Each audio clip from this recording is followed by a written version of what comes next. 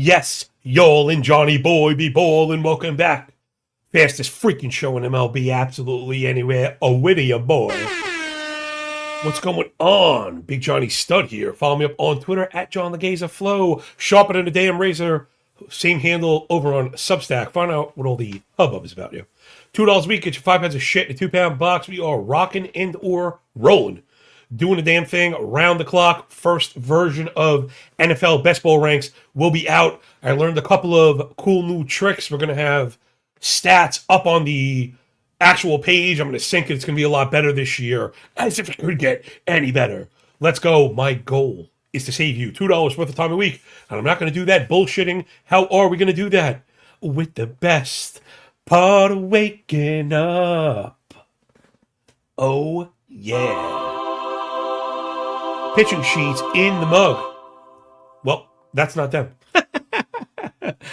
Darcy blows. All right, let's do it, man. 15 games are all at night. Really full slate. I was a little bit behind the 8 ball today because there were a couple of pitching changes, but I guess it's better to get them early than late. Noah Cameron swapped for Kolek. I thought we were going to get Caden Dano. We're going to get Sam Aldegheri for the Angels. We'll get into that in a little bit. Okay. I'm not going to do what everyone thinks I'm going to do, and we're on for an hour and a half. I hope. All right, clock is started. First up, Brian Bellissimo on the bump for the Bo Sox, Red Laundry with the bullpen emoji. Though it's not crazy, but you got to list it. Chapman back-to-back plus 3 or 4. You might not see him. Whitlock back-to-back plus 3 or 4. Might not see him, right? Those are the most important parts of that bullpen. They're on the road in Detroit Rock City to face Framber Valdez and the Tigres down in 8 Mile. Very heavy favorite on the Tiger side with good reason. Algo pretty much buying it, believe it or not. Very rarely do we get minus 150, minus 160s on the fair line. Boston at a distinct disadvantage here. Valdez much better than Bayo on a permanent basis. This could be the end of the Bayo thing. I just think the Red Sox trying to get those arms in order. If Bayo keeps this up, I mean, you legit can't have a 9 ERA, no matter how bad or how good the underpinning stuff, not like his is, 1.5 KBB is dog shite. Again, even with some bad luck stuff, I get it. He has his supporters, 64 left on base, 375 BABIP, 27 homer fly ball and nuts. He's not beating anybody right now. Tigers also very good hitting righties. Flip over to the righty page. Tigres v righties. Last 2 weeks, it's 320 plate appearances of goodness, right? They're great doing just that everything we could ask for. I think the Tigers are going to get it done at the crib. Valdez just has to push around a Boston offense that has been really terrible. They're ground ball machines, which is like the worst thing you could be against Valdez. I think he's going to push and pull them. Roman Anthony down. Good to see Duran hitting. I don't think the Red Sox get it done today. I've got Detroit pretty much with the damn cover. That's going off at minus 120. That's probably today's show pick. Damn, I forgot to set up my little thingy. So let's go Detroit with the easy win. Getting the plus money. Make sure you shop it around. And we keep the bitch moving. Next up, Kevin Gausman on the bump for the Bluebirds. Plus 110 dog. Down in Florida to face Drew Rasmussen and the Flat Fucking Fish. Man, this is a tough one. The way Gausman is pitching to be a 110 dog is really something. I have a miss here, but I think hold on, I know what happened. Okay, hold on, I'm gonna fix it in real time. I had to make an adjustment here, and it didn't flip over in real time. The totals were correct. The F5, if you notice that F5 on the Toronto side was a little bit low. I mean, that's what give you an idea. That's what the model thinks about the Blue Jays right now. I know the last 14 we started to pop a little bit, and L7 is starting to shimmer a little bit, but again, just with no steals, and they're really chasing. They're not barreling up, and Rasmussen has been insanely good, right? He's always been very good on a per inning basis. This has been the best iteration of him. 264 ERA with a .85 whip. A little bit better than Gausman, who's been like on a Cy Young trajectory right now. God, I have another mistake here. Something with the formatting. Watch this. I'm going to clean it in real time. Sorry about this stuff, but you get to see a little bit of the magic behind anybody that deals with Google at this kind of level. When you share and export, formatting is not always perfect. Sometimes you have to go clean up little things here and there. Should get a pitcher's duel. But, right? The big shaken anus. I added a couple new sounds, so they're a little out of order, but I just can't help myself, That was an extra second of senior moment anyway. I don't see either offense really doing anything. I guess I like the Rays for a bounce back. I don't see it either. Just kind of model reading. They're starting to pop a little bit, right? Showing you the contact that you like. But right now, Rays have just been horrific. I don't think anybody scores. I don't know. I wouldn't disagree with the model, though. It's very hard to go under a 3.5 in the first place. We're right at that. The total is at 7. I'm even under the 7, to be honest. The way we have it, both teams under 3.5, lay out the distribution curves, and you got a lot of 3-2s, 3-1s, all that goodness. The high end, right, kind of doing air quotes, is a 4-3, which is a push at a 7. So maybe if you can get the 7.5, you're going under, but don't be looking for much action in this one. Again, I tend to think Algo coming off a little bit drunk on the Tampa side. I don't know where they find 2 runs today. Next up, Luis Severino on the bump for the Athletics. Wind blowing out in Philly. That's dangerous. Against, obviously, the Broad Street Bullies and Christopher Dirty Sanchez. Very heavy favorite. I don't have that kind of coverage for the favorite per the model, just to be fair, though it is a pretty clean win. Not just from the difference, right? We're at 2 2/3, they're at 2 1/3. Right, you want to use that 2.5 as the marker. Then flip side, 4-9 to 4-3. Again, that 4.5 is a marker. So I think Philly does get a clean win. Sanchez, pretty much awesome on a per inning basis. The little bit of hiccups we saw was exactly what I wasn't buying. I mean, the guy is a 1.5 whip with a 33 ball weight, 7 walk, because a 395 BABIP. All this is going to correct. Sanchez is fantastic. It's just whether or not he can get past the A's in the tough environment. They're going to be generally looking to lift the ball. He's very hard to do that with. So I think that's the issue. The A's lack of pull may come back and haunt them today. Philly's offense, it feels like they're moving, right? We've been talking about them getting up off the bat. Oh, yes. It just doesn't seem to be bearing out in the statistics. I guess the L7 is starting to shake a little bit, but frankly, it's really not much of anything. I guess A's v lefties is the weak split. And though I have been preaching not overreacting to handedness splits, I think that is the tipping point for a pitcher as good as Sanchez. So give me Phillies for the win. The bullpen really bothers me. I hate to fucking pay for F5 run lines. So I don't know, man. All that to say, I don't know. Getting a pretty good offer on the run line, and maybe that's reflective of the Philly bullpen struggles. Though Duran is back, right? We should be getting a boost. What I mean to say is the money line is minus 190. The run line is plus 110. Pretty solid offer. Sometimes a minus 190 still might get you a minus 110 or a minus 130. So, man, this is donkey shit also. But I've got Philly for the damn cover. Maybe also there's a donkey pairing in there. You're going Phillies plus Tigers is a plus 140. Though I'd rather play both run lines at a lower risk at the plus money. If you hit one of two, it's a profitable venture. All right, let's move it on. The Basset Hound, woo, on the bump for the Blackbirds and orange vests. Orioles plus 109 dogs down in Miami to face Sandy Alcantara. And the mighty Marlins minus 130 for the home squad. Bassett's been objectively terrible. Very few redeeming qualities here. A 2.2 KBB. The swinging miss has disappeared. The velo is down. The four-seamer is getting crushed. Lefties also have a plus 1,000 OPS. I know I had like Xavier Edwards and gosh, somebody else queued up.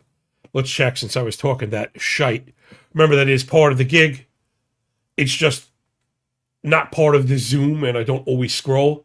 But you do get bases and hit run ribby guys, which kind of correlate to the stacks if you want to play DFS. Again, this is like your one-stop shop, trying to keep it as cheap as possible for people that just do everything. Xavier Edwards for the hit run ribby and Liam Hicks to get on base. He was right on the border, too. The home thing kind of worried me a little bit. Baltimore bullpen has been okay, so.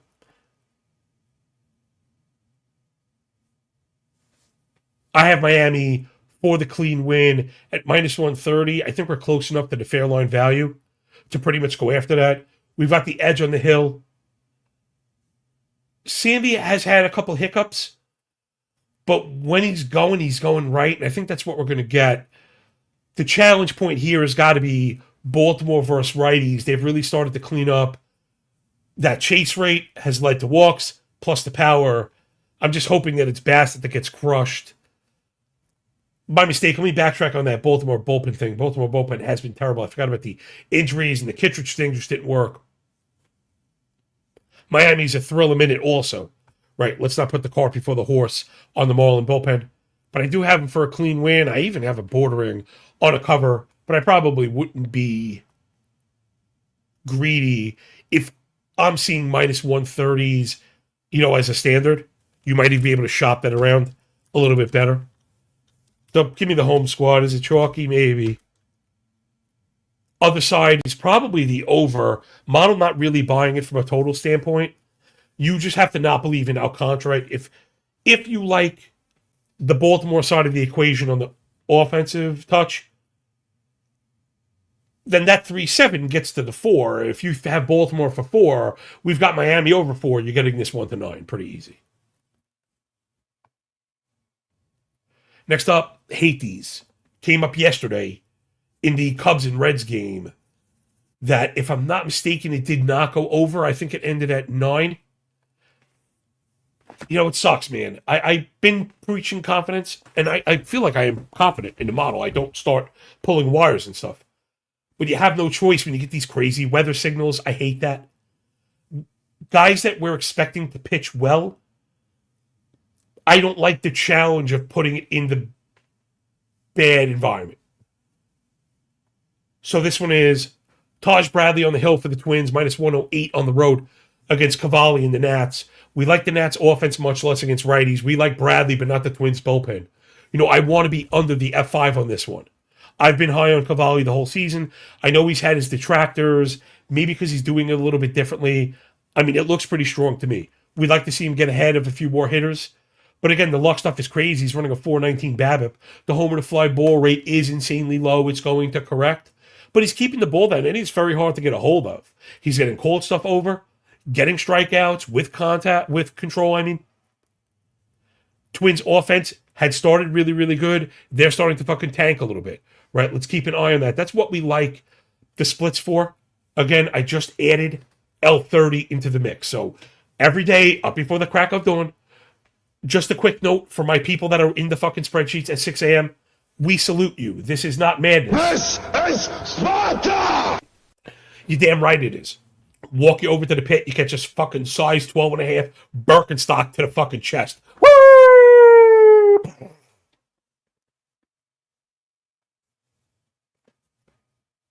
The overalls, meaning the non-split side, the leftmost set, is up very first thing. The splits lag a little bit. Those are a third party. So bear with me. Everything always up by 8:30, but L7 not split, L14 split, L30 split, year-to-date split. Again, I think it's the best team-level data in the game. Speaking of which, shout out Shea Stradamus just kicking ass, taking names, and he's out of ass. Crazy shit, man. Shout out in the comments, Jeff and Jason, Brian E, B Rose, Underwater, Damn Thief, Adonis, Andre's new name, Cam TL. Happy to see you here. Cheers. Yeah, good to be here, yo. Appreciate you all. Take a bath. Sorry, I lean on the soundboard to steal drinks of water when my voice is kicking. So, man, I want to be under. But the wind is the challenge, and I think that's the answer. I'm not really scared of the Nats offense. I'm not really scared of the Twins offense.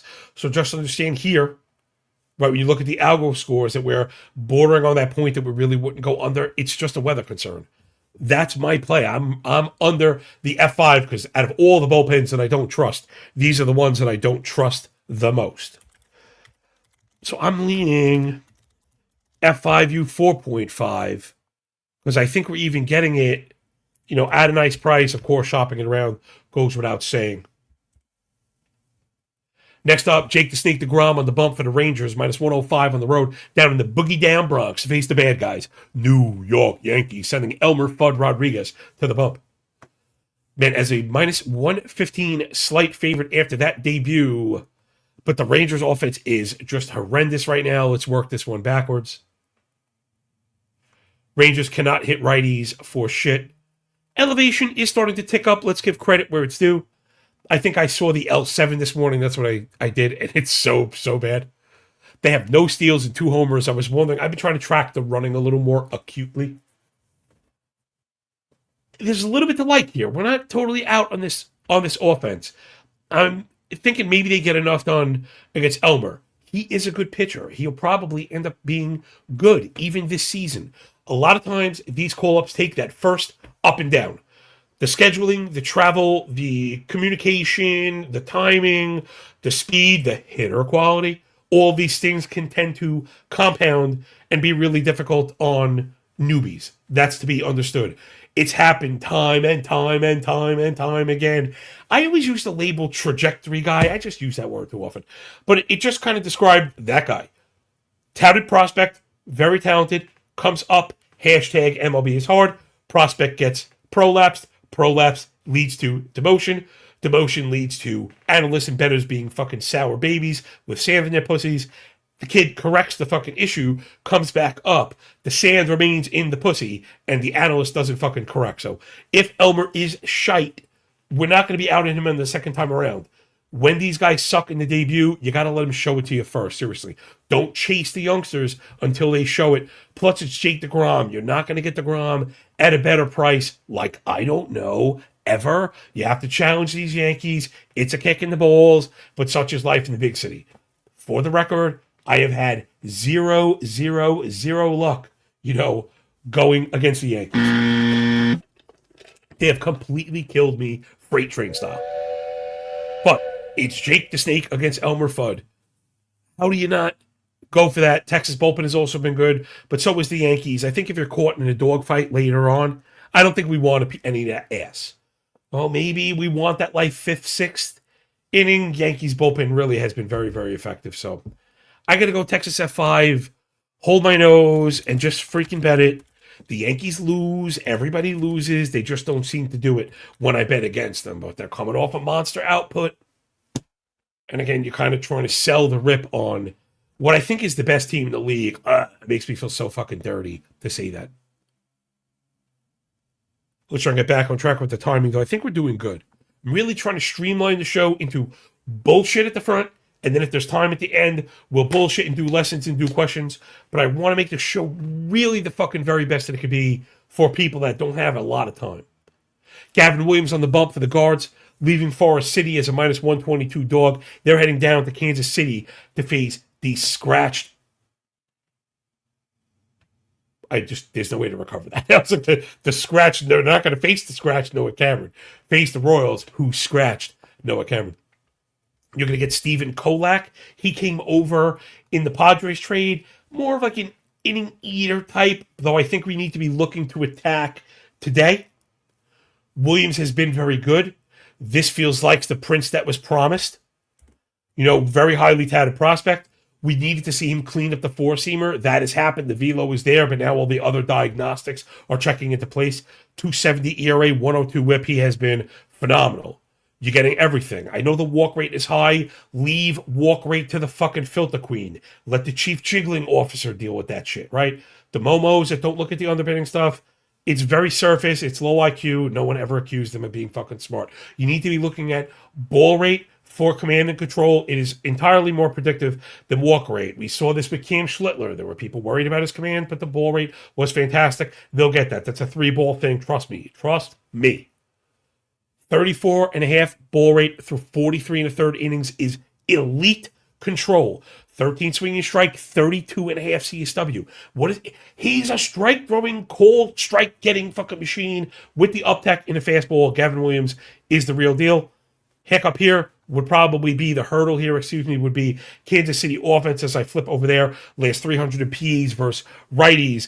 The discipline is cleaned up. The elevation is there. What kills the Royals always? It's the fucking lack of pull. If these guys could just get on those pitches a little bit sooner, they would be a legit power team. That's why you get so many doubles, not as many home runs, but they are getting on base, and I think they're going to be tough. But I think the Guardians smoke Kolak. Oh, I just found a mistake. I'll clean it. When I scratched Cameron, I forgot to change the Guardians to righties. I'll do that the second we get off. So it's Guardians v. righties. It's been a struggle as far as output, but the BABIP is really dragging down everything. The approach and the lift and the pull are encouraging. Remember, those are more important than barrel rate. Yes, we'd like something better than a sub 5. No, I couldn't keep one. I keep one hairy eyeball on the comments. B Squared said, loving the bookend bullshit sessions. Yeah, honestly, I get it. I was a content whore also. Like, I was a sponge. I get it. And it's very easy to spin out, which I'm doing right now. I think the guards have enough to get to Kolak. I also think the guards have the bullpen edge here. So Algo's got the guards for a clean win at the price. Let me just double check. I don't know if I adjusted the price after the scratch either. Okay, I'm a little off, which maybe there was just a little bit of movement. No, it's the same. Sorry. I'm minus 125. You know what I mean? Just to...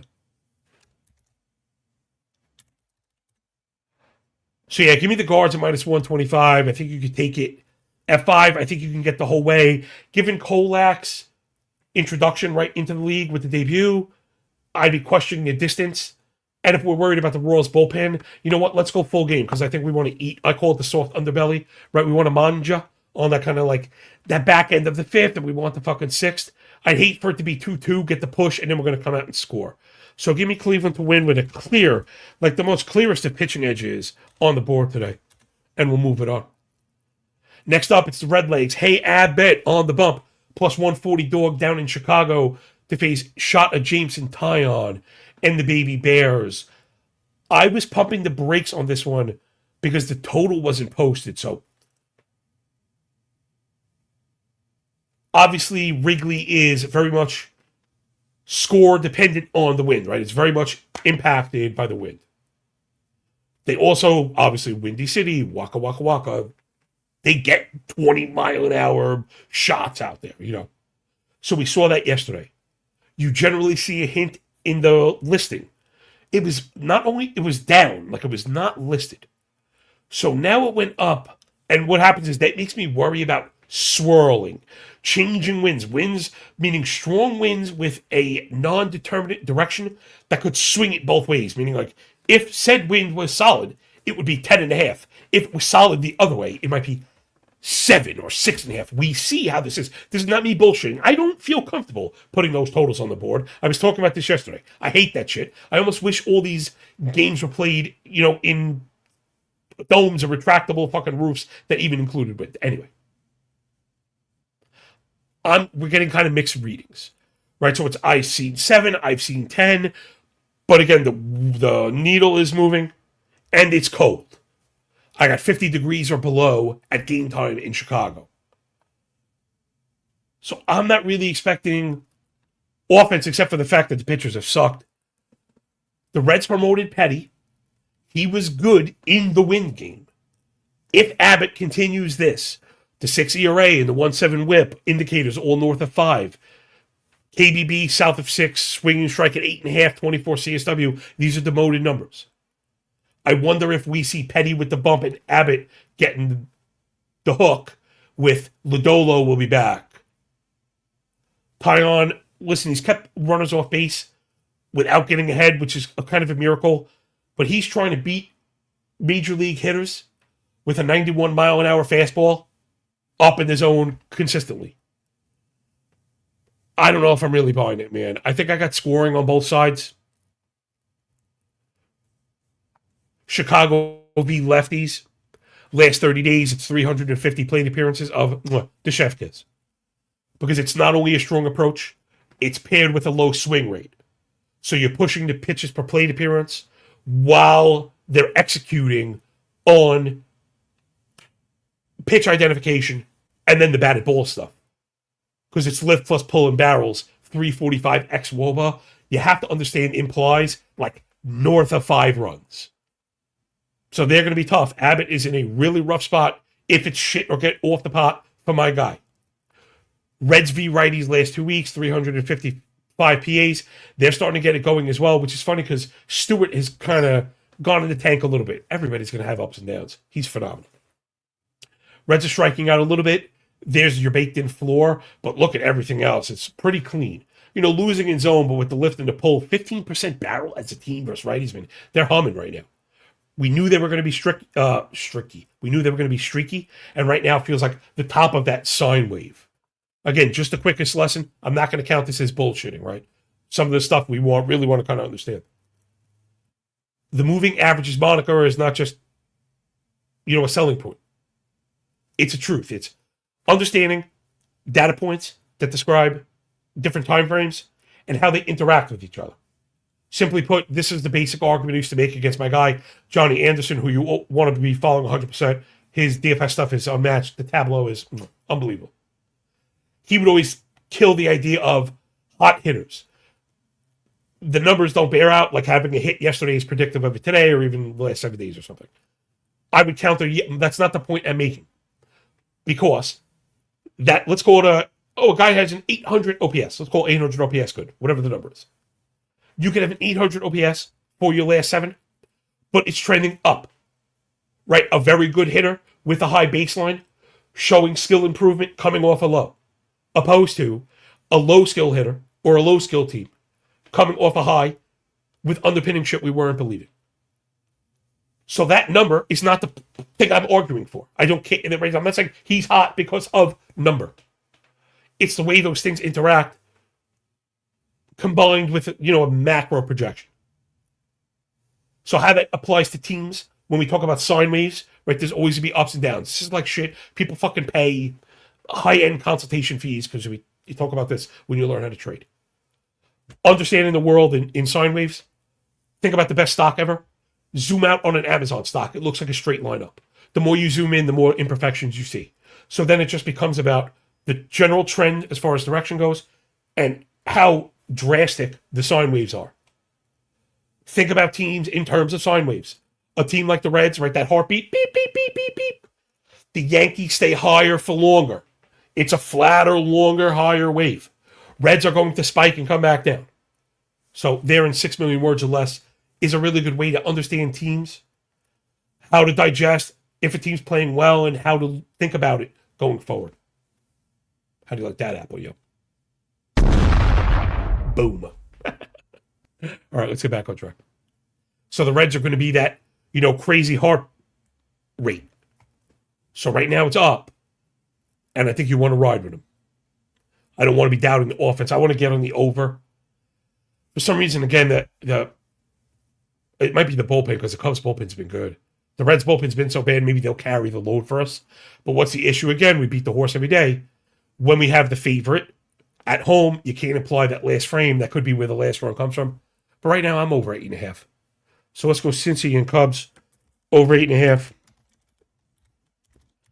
Holler at me if you are digging the lessons and stuff. Shout me out on Twitter and I'll retweet it because that's the stuff that really kind of pushes the thing of ours, right? What we're doing is it's not just number, and we don't want to be tailing models. Even with a model, we want to understand, right? It's a strong, data-backed, mathematical argument for the mean outcome. It doesn't mean I've had people yell at me, what do you mean you like the Phillies? The model says this. I'm like, it's a fucking quarter run. You know what I mean? It's just, whatever. Yeah, I built it, but I don't make it, like, I don't get up and put in numbers, people. Or who's next? Who the fuck? Oh, damn it, I had set up with my new one. Hold on. Next up. Let's fucking go. Brandon Sprout on the bump for the Cheesemakers. Winds blowing in St. Louis against Andre Palante.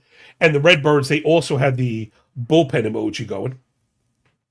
It's not that bad because the pitch counts are low, but just have an idea. Raleigh, O'Brien 2 of 3, Romero 2 of 3, Stanek 2 of 3. So I just don't think you're going to see those guys even in a tie game, right? I think all that means when you see this is the manager is likely going to try and pivot if they can. Because the pitch counts are low, and you can see 3 or 4. Once you see 3 or 4, you're probably getting unavailable. So, Mark, what's up? Good morning. Redmond, good to see you. Appreciates us all, by the way. Underwater trades. The nice stuff. Dude, I see you, man. And I appreciate all of you. People that are commenting on Twitter and on YouTube and in the live stuff, you don't have to do that. But you're supporting the work, and it means something to me. So I got to shout you out every so often. All right, let's get back into the groove. I got scoring. Even with the wind blowing in, and I wanted to ignore it, but right, we got to be fair. I'm just trying to, let me double check the reading really quick, but it had to be high. Yeah, we got blowing in more than 12, and the wind's going to be in the low 50s. So bad hitting conditions. I like Sprout. He's the kind of guy I step on the rake for. The big sexy arm with the potential strikeout stuff, but it's been gross. Apply the Elmer stuff to him. You know, also the spring training lesson, right? Guys that come out and shove in spring training. Do not buy that. It is not predictive. And then Palante, who I've never been buying, it's all pitch to contact. Now, the Brewers have kind of stunk. However, we might want to make the rising tide argument here. Jackson Chourio is back. Sorry, I'm doing some scrolling to hit Milwaukee up. And look, the L7 is really good. And I know he's just back a couple days, but it's rising tide, lifts all ships. He comes out, smoked the fucking double. They went out, they started to hit. Him in that leadoff spot really, really aids a lineup. I know no one player moves lineups a half a run. That's not what I'm saying. But this is the boomer versus the spreadsheet argument. It's real. Get your best player back. He's the fucking man. He comes out and produces. You're ready to go. Plus the Cardinals, who I thought would stink, are overproducing, and I'm capitulating. Again, I was wrong about St. Louis. What do you want from me? What do you want from me? Shit. It is what it is. I just try and get better next time. So I think we're going to get scoring. However, right, the big shaking ass, which big ass. Both bullpens have been pretty good. Maybe with a little bit of worry about the Cardinals. We're getting right to the over. I was going to make a pitch for maybe F5 instead of full game. But I do always want full game. I know the model is close, but I got this one as a 4 + 4 = 9. Again, this is weather impacted. I don't know if I'm buying it because it's like ground ball line drive guys. Also, again, I'm not a weather guy, and I want everyone again to just understand. The emojis mean I counted it. If you think it's fucked up, feel free to move it. I just want them there so you don't think he did not account for the wind and it should have been, right? That's my number one thing. So I'm going over the 8. I just don't see how this goes. Part of me is hoping Sprout comes out and shoves. But this one also, I think you need to look for a 7.5 if you're pairing. Next up, Shohei Ohtani on the bump for the Trolley Dodgers. -227 favorites on the road against Peter Lambert and the Stros. They're at home at the Juice Box, my buddy Kyle would say. Not to bury the lead. I was kind of hoping for a 4.5 here because of the strength of the offenses. And I like both pitchers. I think Lambert is very good, and he's a guy we're going to like if we ever get him as a damn underdog. Houston keeps hitting and then blowing these games. All right, I'm actually seeing now on Odds Trader that the F5 is 4.5 at minus 125. That's probably the play that I like, but you're taking your fate in your hands when you challenge these offenses. Right now would be the time to do it. Dodgers last 2 weeks versus righties, they have a 286 slug. Is it the worst in the league? You're not going to see that every day. Dodgers are dead last in slug versus righties at 370 plate appearances, not a day or two. Approach has been good, overly patient. They're being too patient, right? It's coming back to hurt them. And the Astros, who are sun running for so long, and obviously Jordan Alvarez is like the damn GOAT. This offense is not as good as they were playing. So I think we're catching both teams again that have strong offensive sine waves, right? There's that news van again. But I think they're both heading in the wrong direction. I think Shohei could shove anybody. And even look at the Lambert stuff. It's really strong. 352, 124 ERA whip combo. But all the indicators are really strong. Again, the double-digit walk rate of concern, but the ball rate south of 37, which we like. Swing and strike rate at 30.5, checking the box in the 30 CSW. Getting ahead, winning in the zone. I mean, he's pitching really well, 21% hard hit rate, and hasn't given up a home run. I know Lambert got touched a little bit. I saw people bitching online, like, oh man, I got rug pulled on Lambert. I don't know. He's good if you ask me. Obvious fail point is challenging these offenses, right? Is going against the Dodgers, who just started to hit yesterday. So I'm holding my nose to do it. But if I was playing something, I'm under the 4.5. But given the juice and me being a pussy, don't expect to find this one on the live ticket later. Yesterday, by the way, pain in the ass, right? The hit run ribbies. I don't want to make excuses. We went 3 of 4. The Lauder was out, and I don't want to come across as like I'm changing my model, but it's a work in progress, right? Because we made the move from bases to hit run ribbies, and I had competing model results, and let me just big nose it for a second, because I know some people are working on this with me. So we made the move from total bases to hit run ribbies. The thing that totally tied in and correlated more accuracy was batting order, right? Of course. However, which spot, right? So each spot affects different ones differently. And I felt like I overweighed leadoff hitters a little bit too much. The chance of the ribby going down, the chance of a run going up, but I don't think as much as the ribby chance goes up. It also depends on the back end of the lineup. Royals, in this case, that lineup is not very good at the back end. We spoke about that specifically yesterday. So I had 2 competing numbers, and it was Michael Garcia or Bobby Witt. And depending which I ran, I was getting a different result. But Witt was like 40 cents more expensive. So I just took the pussy cheapskate route and went with Garcia. Of course, Garcia was no good. Oh, sorry, wrong one. And the survey says on Witt. And that would have been the winner, so screw me. But you should be 2 and 3 are better than 1. And I had a little messed up, so kind of cost us that yesterday. But the parlay is still doing well because you hit one right off the bat, and we're hitting at a really nice clip. Maybe there's like a round robin, something here. I don't know if the pricing is there for round robin because they're not like minus 120. The good ones are generally like minus 170, which I think are good values. Maybe I need to be pairing them and just looking for like hit cash again. I'm working this stuff. Holler, if you have any kind of ideas and want to contribute, like Jason. Shout out Jason. Yo, Jaybird, if you're listening, get me the daily one every day. If there is one, get me the one I need to be following so I can just stay in line with us. All right, let's move it on. We got 5 games left. We're doing pretty good on the time. This is what happens when you know bullshit, right? So this one's up in cores. Don't waste your time.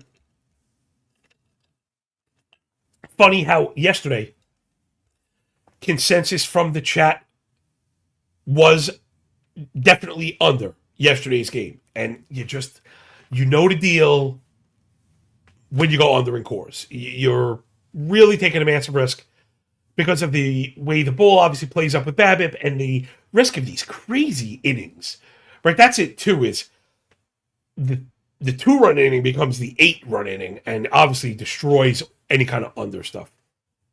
So this one, I'm on the flip side. Actually, I think market perception of Peralta pushed the total down. I had a hard 10. I have wonder a few effers. Well, you know what? I got to take an L here, and I wish somebody would have called me on this. We were on the wrong side of a total. That very rarely happens. I wonder if bad weather is getting to this thing, because the precipitation chance on this game spiked since the morning time. It's now up in the 90s, and it says the temperatures in the mid-30s. I didn't have that run. So we're a little bit of a whiff on the weather. I'm gonna have to adjust this down, but I'm gonna put a weather emoji. Now that said, Peralta and Lorenzen, if they still get this off, could easily go over. Peralta's been very good, but my worry with Peralta is the stylistics, right? It's the way that he's pitching. It's all of those four-seamers up in the zone against Colorado, which has a couple of power hitters. And then Lorenzen, who's kind of been trash, versus a Mets team that is just starting to hit. The L14 stuff on the Mets is gross. Is the 7 the worst thing ever? No. That was the Angels. We'll get to that in a second. Mets L7 is really poor, but they're starting to get barrels, right? They're starting to win in zone. The swinging strike rate is cleaning up. Again, we'd like to see them steal a couple more bases, but at least they're moving. That was a huge problem. Last year, the Mets were constantly fucking running. Jason said he went 4 for 5. Muncy failed me. Redmond, Muncy killed me too. Oh, that sucks. I had Tucker, and Tucker was the hit. Oh, appreciate this. Oh, man, I love this. So this is Grin If Win. Lives in Denver, been raining all night and this morning. Yo, thank you for participating, taking your time, and what is objectively adding, by the way, Grin is 10 minutes from the park, like objectively adding to this, right? There are people who only look to take. They want free information. They want you to shut up and just dribble, right? And then there are people like you guys who contribute when you don't have to. And it means a lot, because I'm not great with science, but this is like electron building, right? They're like things that attract and just become stronger and become like a force multiplier. So, kidding aside, everybody, I really do salute you.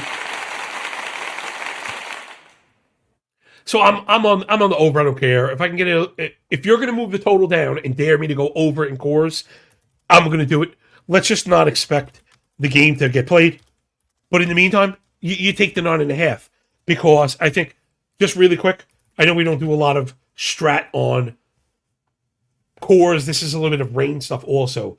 Rain, good for overs. Pitchers kind of getting jerked around. If the guy's to sit for half an hour, he might not come back out. And then you're in all these weird bullpen games. And these guys know what it is with cores. So let's just move it on.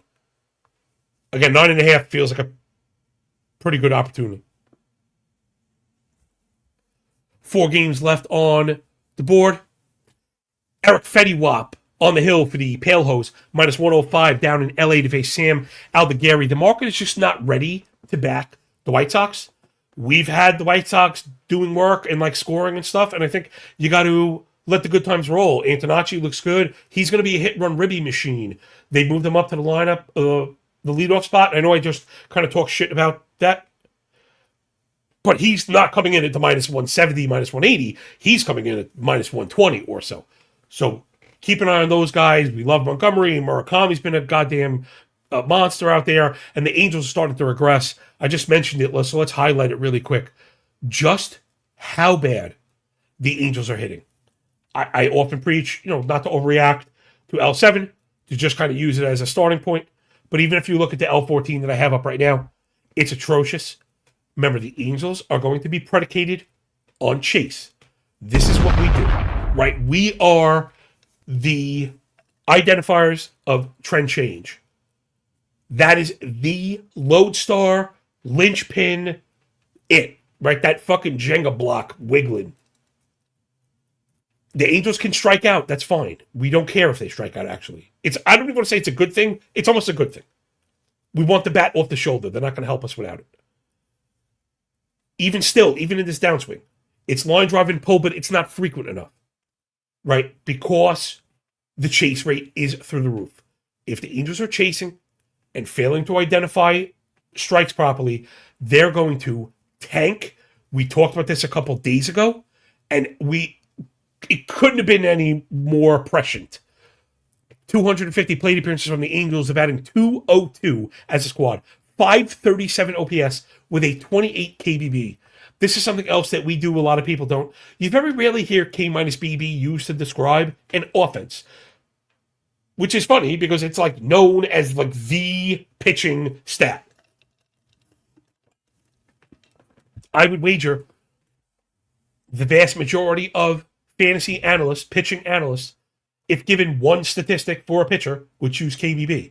However, it's like never used, but it's the same, but it's good for the same reason. There is no world as a hitter or a team that a 28 KBB is even imaginable. Like, where can you spot those two numbers? Like, in theory, the best place would be 28K and no walk. Atrocious. Chasing, it's crazy bad. 46 WRC plus from the Angels. So, I mean, I like the White Sox. I don't like Fetty, and I don't think I trust him. Maybe we want to get with a team total because the Angels' bullpen's also gross. So I think that's the play. Damn, I just don't have those up. Okay, I'm going to mark it. Okay, I'm going to count line chopping as bullshitting because when I listen back, I'm killing too much time doing that, where we can correct that. I could check it and put it up on the show picks. But we want the White Sox to score, right? They're at home. They don't have the 3.5, so I'm imagining 4.5. I'm hoping for a good total or a fair price, hopefully plus money. Jay Bird and Jeff L., this is a good alt total. I'm a little bit worried about the both teams to score, frankly. The Angels are that bad. I mean, if you're going to score against anybody, it's Fetty Wap. But the White Sox bullpen has been really good lately. Like, if Sir Anthony is going to be serviceable and, like, Leisure is going to get outs, right, we got to be careful. Market perception. We're good at bucking that stuff. Let's stay, in our lane. So I do think the White Sox win at the cost, but I'd rather not tempt it. Model likes LA to score, but the total's at 9. So if it's going to fail, I think it's on LA's side. All right, next up. Yar, it's the Buccos. Pirates on the road. Bubba Chandler, rolling my fucking eyes, waiting for this.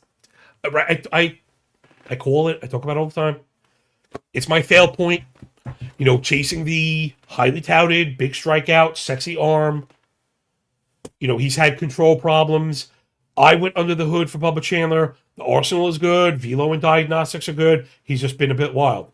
I'm not like, back him. We don't care. I'm just saying this is not eject. But you got to pump the brakes, right? So you're starting to see this now manifest where Arizona, right, who has not really hitting right now and doing everything wrong, is still grading out to score some runs, which just kills me.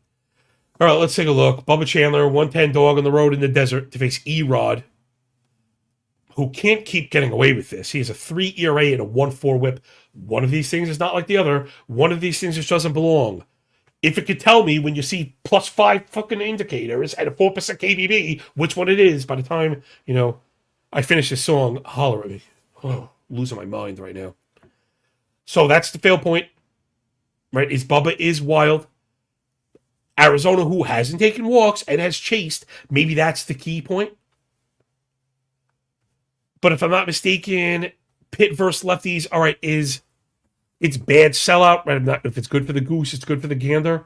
We like the power potential from Pitt, but the chase rate and the strikeout stuff is just atrocious. Their lefties are not good against lefties.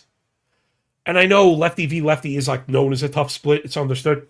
But there are some lefties that hit lefties, right? It's not a loss totally. And Yeah, like O'Neal Cruz, right? He stinks. And even I think Reynolds switching around is his bad side. I think Mangum it's his bad side, if you even get him. So I'm getting mixed signals. Remember the horse from Ren and Stimpy? No, sir. I don't like it. That's how I feel about this one. Pirate bullpen has been better than expected this year. Arizona bullpen, which started out really good, is starting to regress to the mean which we expected. I don't know. I've got Pitt for a win because they're the underdog. That was the big surprise to me. That was what I wanted to get out. That I wanted to be clear that I'm not trying to honk on Bubba Chandler. That said, I think Erod has it coming to him. I think Pittsburgh is the better offense. And even with the sellout shit, they get enough out and over. And the bullpen is not great. Give me Pittsburgh for the damn win. I guess these scenarios also could speak to an over. I don't got that though. I'm a little bit to the under, so I'm gonna go Pitt to win if we're getting them at plus 110. And hope my boy Big Bub can just find the fucking zone. Next up. Bryce Elder on the bump for the Bravos. They're leaving the Dirty as plus 120 underdogs. Heading up to the PN Dub to face the Pickle, George Kirby and the M's minus 143 at the crib. Elder has pitched great. We went under the hood and it checked out. Pitch mix change. Very good changeup. Despite a four-seamer, that kind of is not good. The one way to get past that is one, to dial down the usage. You get that from Elder. And two, to work it up and down, in and out, pulling the string on the off-speed stuff with very good command and control, which he's done. That said, you are pitching to contact. But Mariners without Raleigh are just a lot less of a threat. You know? Power stuff is there. They're losing in zone. So maybe that works in the Mariners' favor, right? That it's not like Elder is up there striking everybody out, that which has been the killer, losing in zone. So maybe the Mariners get to Elder today. You know, maybe this is a good regression spot for a guy like Elder, where maybe he's too short of a dog. I think Kirby's a better pitcher on a per inning basis. The command and the control is still fantastic. You know, we'd like to see maybe a bit more Ks, but he's not getting the cold stuff over. But he has kept the ball down. Braves without Acuna, obviously missing a piece. They've been very good against righties, right? So that's the clear fail point. A lot of mixed signals building up here. Two of the better bullpens on the season. I'm looking at the Algo, and the totals feel fairly priced. I guess we're smidged towards an over at 5. That kind of comes back down to earth on the full game. Again, two very good bullpens. Also the favorite at home, cutting off that ninth frame. I don't know. This feels like a vibey thing. I think Seattle wins. I think they win.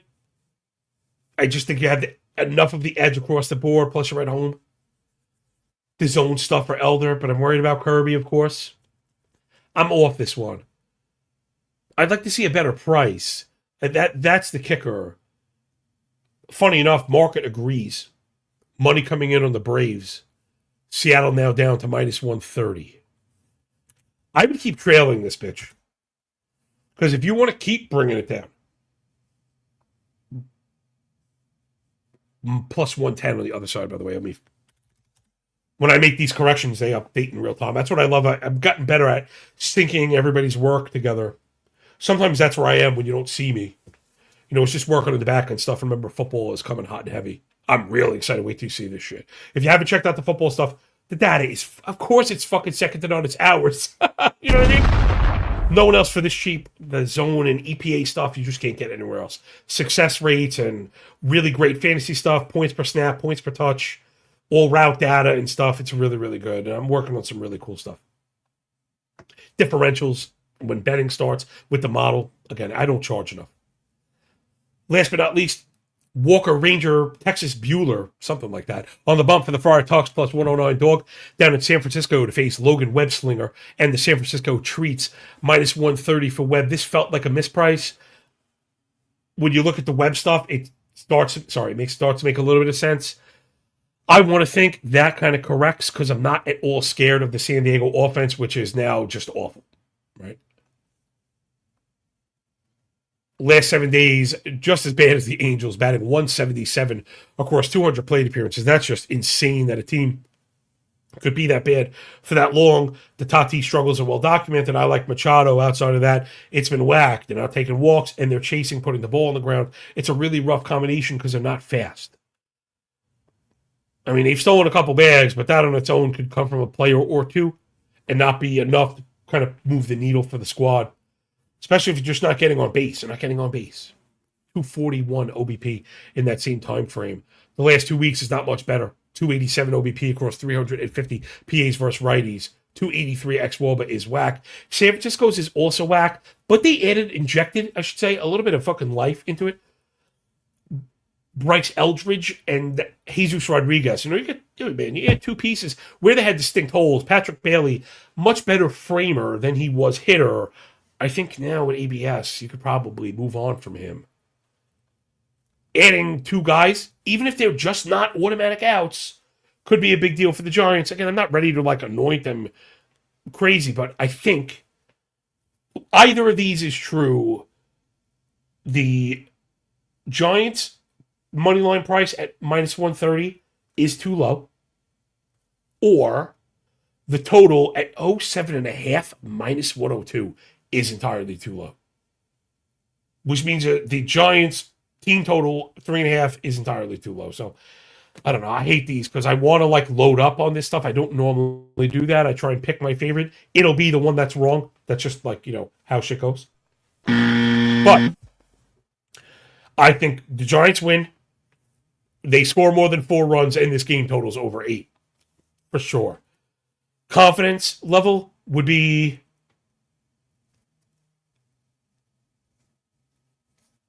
maybe Giant win. Then 08, and then the team total. And I guess it's team total, then 08. I don't know. Screw me. Let's get out of here. That'll do it. Appreciate you all. Got it in clean under the hour. Not so much time to bullshit, but now I know that. Right now, I don't have to sacrifice any of the work. I wish I could do this faster, but 15 games, even 2 minutes with a little transition is a 35 to 40, and then me being a fucking big mouth idiot. So I'm trying. Let's get out of here, yo. Man, lots of really nice comments in there. Appreciate everybody. This is just the best, man.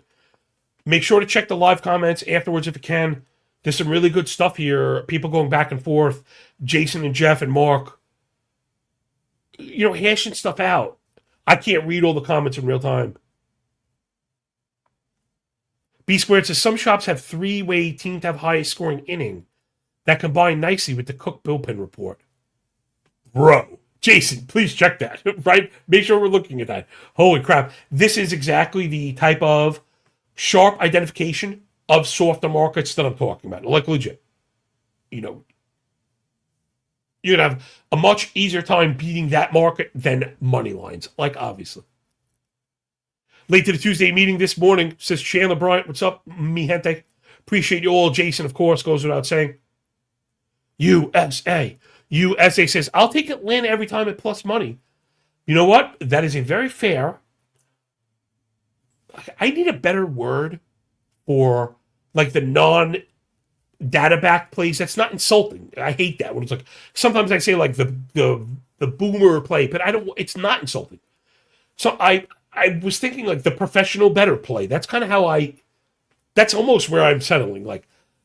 Who is sharp enough to buck the data is the professional better, right? It's that mindset of there are 1,000 ways to skin a cat without scratching its asshole. This is the better team with a stronger offense. Elder has been good. And he put Giants stink. The Giants do stink. I think we're seeing some signs. Devers was hitting. He's another rising tide kind of guy. And then on the way out, Chandler says, love the long form. Appreciate you, man. I really do. So let's get out of here right on the hour mark. Enjoy the games. Enjoy the day. When we're done with the book, enjoy the play. Please press the like button. It means a lot more than it should. Follow me up on Twitter. Means more than it should. And if you can find it in your heart to support the Substack, that's the best way to keep everything going the way that it is. So just remember, when you work this freaking hard, man, the winning feels a lot less like luck, yo.